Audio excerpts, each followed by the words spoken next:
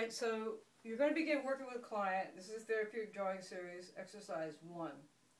And if you'll notice that most of these shapes are in the left-hand corner here, and that's because most people experience neglect on the left side of their brain. So we want them to become very conscious of where the left side of the page is, so that we can rebuild that for them. It also lets them know where the negative space is on the right side, if they have bilateral neglect. So in this drawing, you're going to do passive. There's three types of drawings, if you recall. Passive, semi-active, and active. And the reason for these drawings is because we want different levels of neurological spending.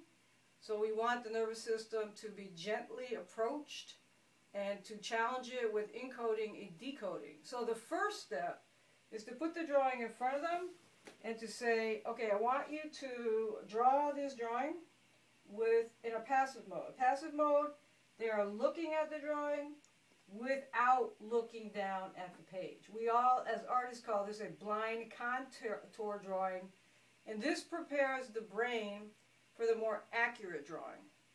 Okay, so I'm not going to look down. I'm just going to make squiggly, squiggly. I don't care where I'm putting them. I see there's 1, 2, 3, 4, 5, 1. Okay, so that's passive, okay? Passive. You're not challenging the brain with any concentration, just motor function and sensory movement. The second one, semi-active, is looking at the drawing, telling the client, okay, I want you to really look at the corners of this sheet of paper. I want you to look at how those corners interact with these shapes.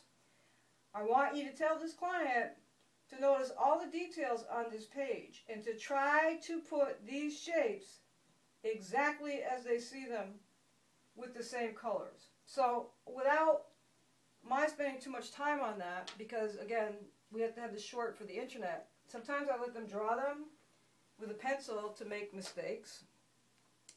Other times, you know, you got to be flexible with crayons, which I think is best.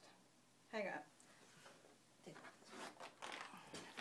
Okay, so for the sake of brevity, I will use these. And this also is motor functions, and you'll never see them do what I just did because they'd be too nervous. So I'm picking out the colors, organization and planning. Black is the outside, and this is guessing. So I'm looking over here, I know it's here, so I know I'm about here, and I would do this. And then I would take a brown one, come down under that, and notice it's a little bit bigger. So, whoops, now I gotta go back to black. I would do this, this, and then there's a long piece here hanging on that. So I would do that. Then I would look, and again, back to the black, where this shape is in relationship to that shape. So I've kind of put it here, go there. These shapes are tricky because I actually made it look like it was going like that. And actually that line's straight and this one isn't. And this is actually a little more curved than what I put there. And I did this on purpose to challenge the mind. So I'm noticing this shape is here, it's about midway. I come in here, whoops, gotta go back to the black. See that?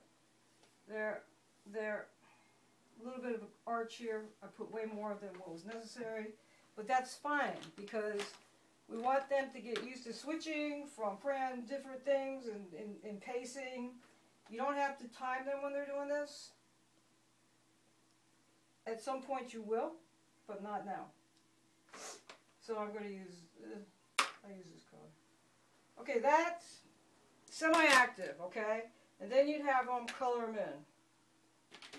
They can take their time and color them in.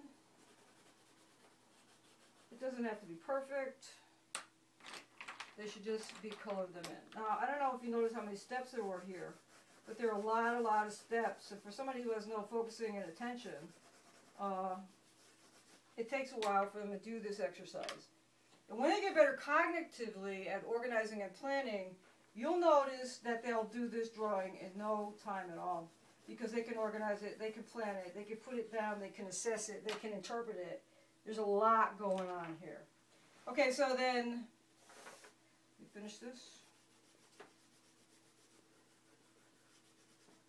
Semi-active is very, very, very different than passive. Now, without doing the active one, I'm just going to say, in this one, you give them a ruler, and you tell them to put the shapes exactly the same size, exactly the same place as what they see there. They can do them bigger, or you can give them a little typing paper to do it on here. I like to challenge them with the bigger tablet, because then they have to take from small